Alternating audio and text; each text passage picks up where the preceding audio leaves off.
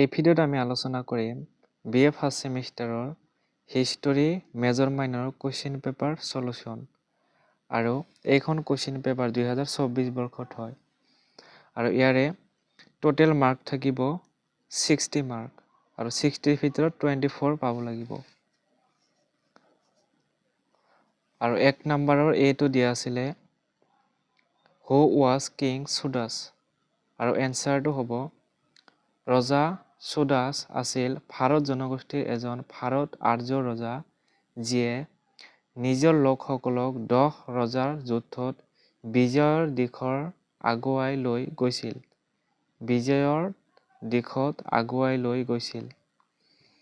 B নম্বৰটো দিয়া আছে মহাভাষ্যৰ লেখক কোন ইয়াৰ এনসাৰটো হ'ব মহাভাষ্যৰ লেখক হ'ল পতঞ্জলি চি নম্বৰটো দিয়া আছে হৰপ্পা সভ্যতাৰ কোনখন ঠাই বন্দৰ হিচাপে চিনাক্ত কৰা হৈছে আৰু ইয়াৰে কাৰেক্ট এনসাৰটো হ'ব লোথাল অৰ্থাৎ হৰপ্পা সভ্যতাৰ লোথাল ঠাই বন্দৰ হিচাপে চিনাক্ত কৰা হৈছে ডি নম্বৰটো দিয়া আছে জনধৰ্মৰ 24 সংখ্যক তীৰ্থংকৰ গৰাকীৰ নাম লিখা এনসাৰটো হ'ব মহাবীৰ অৰ্থাৎ জনধৰ্মৰ 24 সংখ্যক তীৰ্থংকৰ গৰাকীৰ নাম হ'ল মহাবীৰ এই নম্বৰটো দিয়া আছে গুপ্ত সাম্ৰাজ্যৰ প্ৰতিষ্ঠাপক কোন আছিল এই নম্বৰ এনসাৰটো হ'ব শ্ৰীগুপ্ত অৰ্থাৎ শ্ৰীগুপ্ত আছিল গুপ্ত সাম্ৰাজ্যৰ প্ৰতিষ্ঠাপক এফ নম্বৰটো দিয়া আছে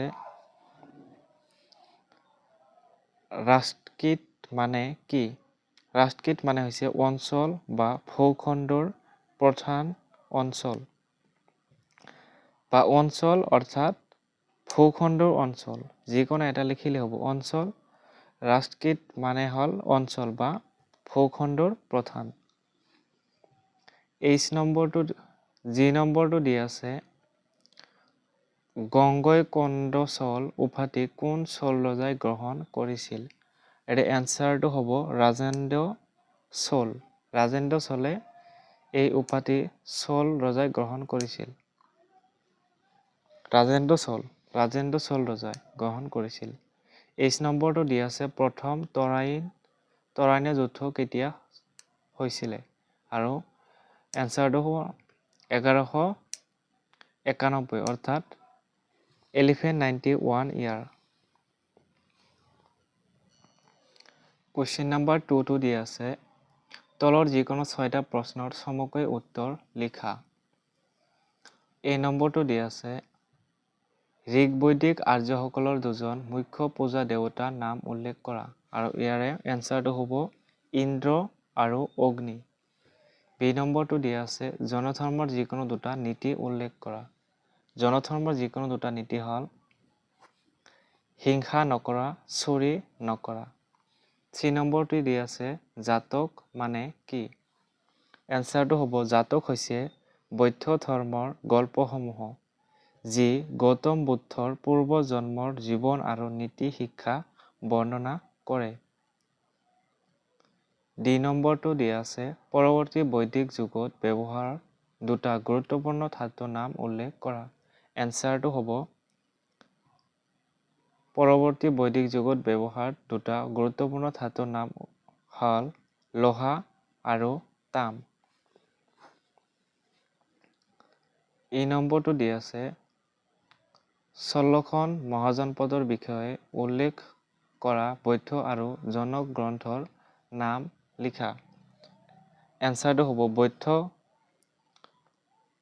বৌদ্ধ গ্ৰন্থ হৈছে অংগোন্দৰ নিকাচ আৰু জৈন গ্ৰন্থ হৈছে ভগৱতী সূত্ৰ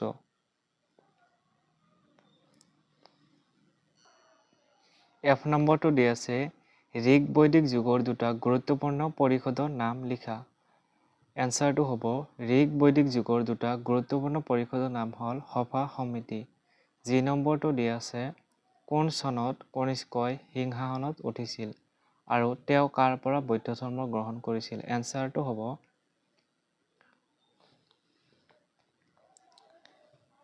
78 খ্ৰীষ্টাব্দত অৰ্থাৎ 78 খ্ৰীষ্টাব্দত বা চনত কনিষ্কই সিংহাসনত উঠিছিল আৰু তেওঁ অশোকৰ পৰা তেওঁ বৌদ্ধ ধৰ্ম গ্ৰহণ কৰিছিল। H নম্বৰটো দিয়া আছে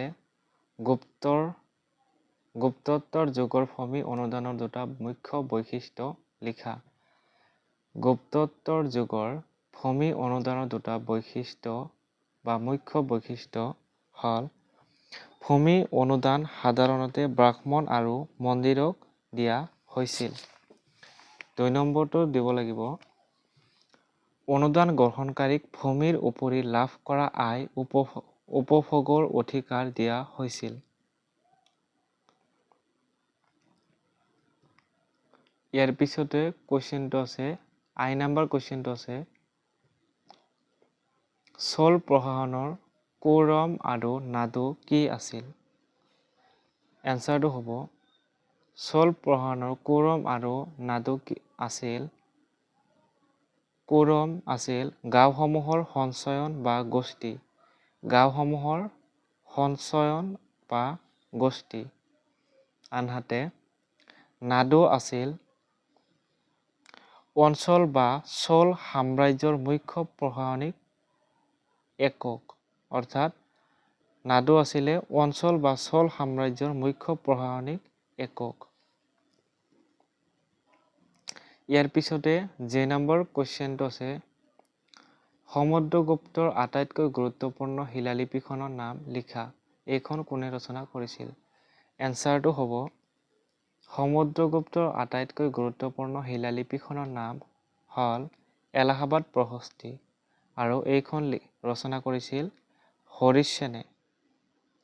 অৰ্থাৎ এলাহাবাদ প্ৰশস্তিখন ৰচনা কৰিছিল হৰিশ সেনে। কুৱেশ্যন নম্বৰ 3টো দিয়া আছে তলৰ যিকোনো চাৰিটাৰ বিষয়ে চমুকৈ লিখা। A নম্বৰটো দিয়া আছে পৰৱৰ্তী বৈদিক যুগৰ অৰ্থনৈতিক ব্যৱস্থা। B নম্বৰটো দিয়া আছে প্ৰাচীন ভাৰতীয় ইতিহাসৰ সমল ৰূপ মুদ্ৰা। C নম্বৰটো দিয়া আছে চলখন মহাজনপদ। D নম্বৰটো দিয়া আছে চোলসকলৰ স্থানীয় স্বায়ত্ত শাসন। E নম্বৰটো দিয়া আছে হৰপ্পা সভ্যতাৰ পতনৰ কাৰণ। হৰপ্পা সভ্যতাৰ পতনৰ কাৰণ বিভিন্ন আছিল অৰ্থাৎ বিভিন্ন ইতিহাসবিদসকলে বিভিন্ন ধৰণৰ মতবাদ দাঙি ধৰিছিল। যেনে কোনোবাই কৈছিল ভূমিকম্পৰ ফলত হৰপ্পা সভ্যতাৰ পতন ঘটিছিল, আকৌ কোনোবাই কৈছে প্ৰাকৃতিক দুৰ্যোগ, বাহিৰা শত্ৰুৰ আক্ৰমণ ইত্যাদি। তাৰপিছত F নম্বৰটো দিয়া আছে ৰাজপুতসকলৰ উৎপত্তিৰ অগ্নিকুল তত্ত্ব। G নম্বৰটো দিয়া আছে হৰ্ষবৰ্ধনৰ সময়ৰ সামন্ত ব্যৱস্থা। H নম্বৰটো দিয়া আছে আৰবসকলৰ হিন্দু বিজয়। 4 নম্বৰৰ কুৱেশ্যনটো দিয়া আছে তলৰ প্ৰশ্নসমূহৰ যিকোনো দুটাৰ উত্তৰ লিখা। হৰপ্পা সভ্যতাৰ বিষয়ে প্ৰত্নতাত্ত্বিক উপাদানসমূহে কিদৰে আলোকপাত কৰে আলোচনা কৰা। অৰ্থাৎ হৰপ্পা সভ্যতাৰ বিষয়ে তথ্যসমূহ জানিবলৈ বা হৰপ্পা সভ্যতাৰ বিষয়ে জানিবলৈ প্ৰত্নতাত্ত্বিক উপাদানসমূহে কেনেদৰে হৰপ্পা সভ্যতাৰ বিষয়ে জানিবলৈ সহায় কৰে সেই বিষয়ে লিখিব লাগিব। B নম্বৰটো দিয়া আছে গৌতম বুদ্ধৰ জীৱন আৰু শিকনিসমূহ আলোচনা কৰা। C নম্বৰটো দিয়া আছে অশোকৰ ধৰ্ম নীতিৰ বিষয়ে আলোচনা কৰা। ধৰ্ম প্ৰচাৰৰ কাৰণে তেওঁ কি কি ব্যৱস্থা লৈছিল। D নম্বৰটো দিয়া আছে গুপ্ত যুগক প্ৰাচীন ভাৰতৰ সোণালী যুগ বুলি কোৱাৰ যথাৰ্থ বিচাৰ কৰা। E নম্বৰটো দিয়া আছে দক্ষিণ ভাৰতৰ সামাজিক আৰু অৰ্থনৈতিক জীৱন সংগ্ৰাম সাহিত্যত কিদৰে প্ৰতিফলিত হৈছে লিখা। এইখিনি লং কুৱেশ্যন এনচাৰখিনি আপোনালোকে কিতাপত চাই ল'ব আৰু যদি লাগে তেনেহ'লে কমেণ্টত জনাই দিব। Thank U.